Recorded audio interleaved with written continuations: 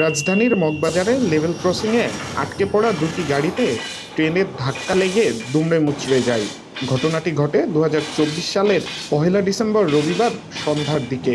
তবে এই ঘটনায় কেউ হতাহত হয়নি। প্রতিনিয়ত লেভেল ক্রসিংগুলোর কারণে ঢাকার সড়কে যোগাযোগে বড় ধরনের বিঘ্ন সৃষ্টি হচ্ছে। একের পর এক লেভেল ক্রসিংয়ে বারবার যান চলাচল বন্ধ রাখতে হচ্ছে, ফলে তীব্র হচ্ছে যানজট। বাংলাদেশ রেলওয়ের তথ্য অনুযায়ী ঢাকায় মোট ৬১টি লেভেল ক্রসিং রয়েছে। এর মধ্যে বৈধ ও অবৈধ দুটিই আছে। প্রতিদিন ট্রেন চলাচল নির্বিঘ্ন রাখতে এসব ক্রসিংয়ে গড়ে ১৬৪ বার ব্যারিয়ার নামানো হয়। প্রতিবার গড়ে ৭ মিনিট করে সড়ক বন্ধ থাকে। এই হিসাবে দিনে প্রায় ১৯ ঘন্টায় কোনো না কোনো লেভেল ক্রসিংয়ে যান চলাচল বন্ধ থাকে। আর এটাই যানজটের অন্যতম প্রধান কারণ।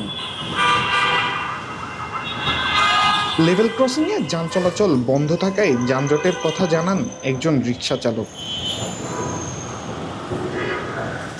বন্ধ থাকলে গাড়ি চালানোর সমস্যা হয় না।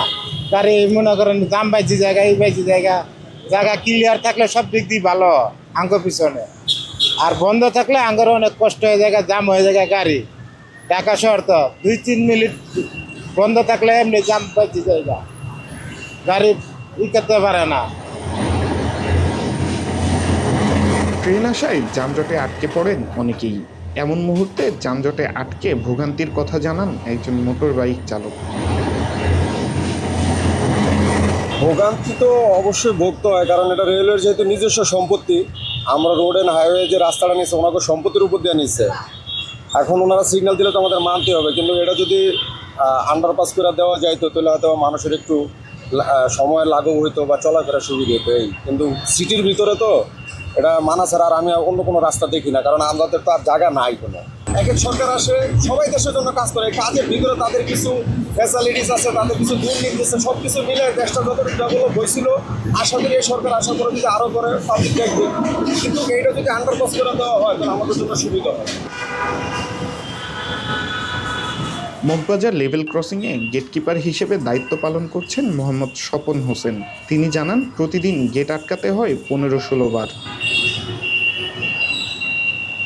১৫টা-১৬টা গাড়ি আমরা পাই আর কি। ১৫-১৬টা গাড়িতে যে কয়বার বন্ধ করতে হয়, এক একটা গাড়িতে একবারই বন্ধ করতে হয়। মানে গেট বন্ধ করা থেকে দুটা গাড়ি যাওয়া পর্যন্ত ৪-৫ মিনিট।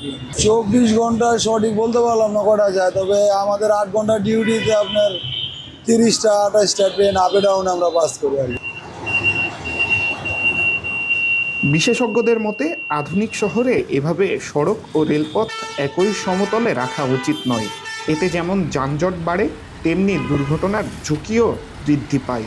এই পরিস্থিতি থেকে উত্তরণের জন্য লেভেল ক্রসিংগুলোতে ওভারপাস বা আন্ডারপাস নির্মাণকে সবচেয়ে কার্যকর সমাধান হিসেবে দেখা হচ্ছে।